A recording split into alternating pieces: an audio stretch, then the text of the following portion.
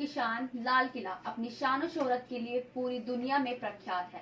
दिल्ली की सल्तनत पर 200 सालों से ज्यादा राज करने वाले मुगल साम्राज्य ने लाल किला से अपनी पूरी सल्तनत को संभाला। नमस्कार, मैं हूं ईशा खान। आज बात करेंगे भारत की शान लाल किला की। जी हाँ, ये दिल्ली के बीचों बीच स्थित है, जहां अब देखने योग्य बहुत से संग्रहालय हैं। ये ऐतिहासिक कलाकृति है जिसे देखने के लिए दूर दूर से दूसरे देश के लोग भी आते हैं।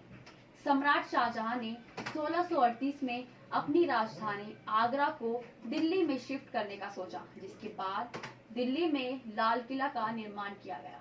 शाहजहां का पसंदीदा रंग लाल और सफेद हुआ करता था, इसके लिए इसके पत्थर का चुनाव लाल रंग का हुआ। इसी के साथ उस समय के वास्तुकार उस्ताद अहमद लाहौरी ने डिजाइन किया था।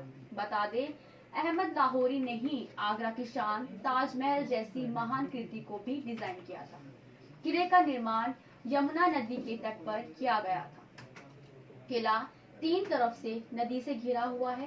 किले का निर्माण कार्य मुसलमानों के पावन दिन मुहर्रम पर 13 मई 1638 को शुरू किया गया था।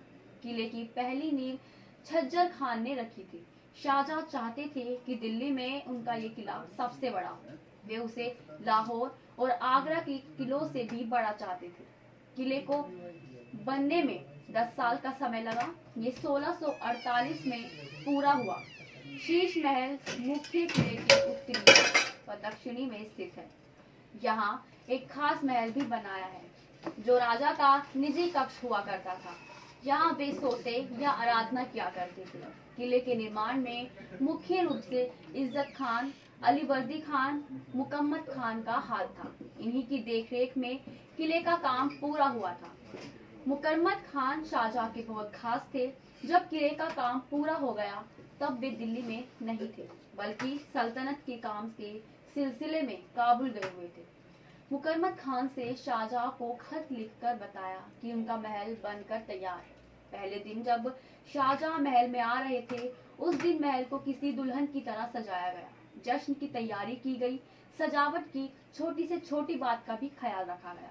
शाहजहां की सभा जहां लगती थी, दीवाने खास को विशेष तौर पर तैयार किया गया। इसकी छतों, दीवारों पर नक्काशी की गई।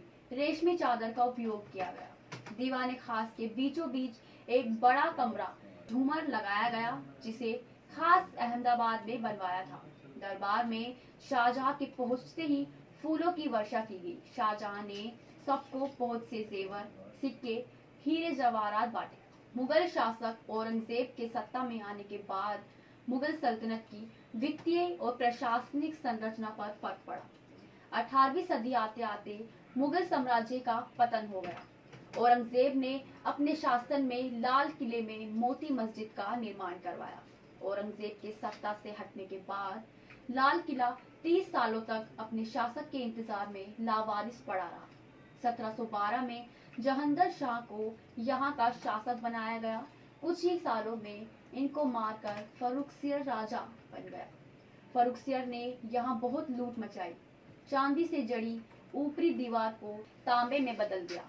1719 में लाल किले में मोहम्मद शाह आ गए। उन्हें रंगीला राजा के रूप में जाना जाता था। उन्होंने यहाँ 1739 तक राज किया। इसके बाद फारसी सम्राट नादिर शाह से वे हार गए, जिसके बाद लाल किले की गद्दी नादिर शाह को मिली।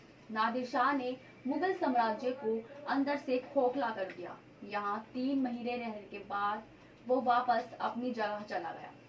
वही 1752 में मराठाओं ने दिल्ली की लड़ाई जीत ली। 1761 में मराठा पानीपत की तीसरी लड़ाई हार गए, जिसके बाद दिल्ली अहमद शाह दुर्रानी की हो गई।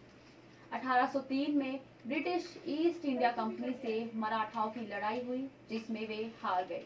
दिल्ली और लाल किला दोनों पर मराठा का हक नहीं रहा। ब्रिटिश लोगों ने मुगलों की इस ऐतिहासिक जगह को अपना घर बना लिया। आखिरी मुगल बादशाह बहादुर शाह द्वितीय थे, जो किले में रहे थे। उन्होंने 1857 की लड़ाई में ब्रिटिश को हराया था, लेकिन वे ज्यादा दिन तक यहाँ राज नहीं कर पाए।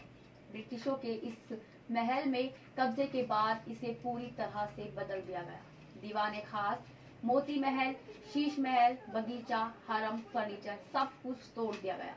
ब्रिटिश ने सारी कीमती चीजों को लूट लिया और उसे अपने गुप्त खजाने में रख दिया, या यूं कहें यहीं से भारत को लूटना उन्होंने शुरू कर दिया। किले का 2/3 अंदरूनी भाग तोड़ दिया गया। साथ ही बता दें 1890 से 1900 के दौरान ब्रिटिशर लॉर्ड ने लाल किले के टूटे हिस्से को फिर बनवाने का आदेश दिया।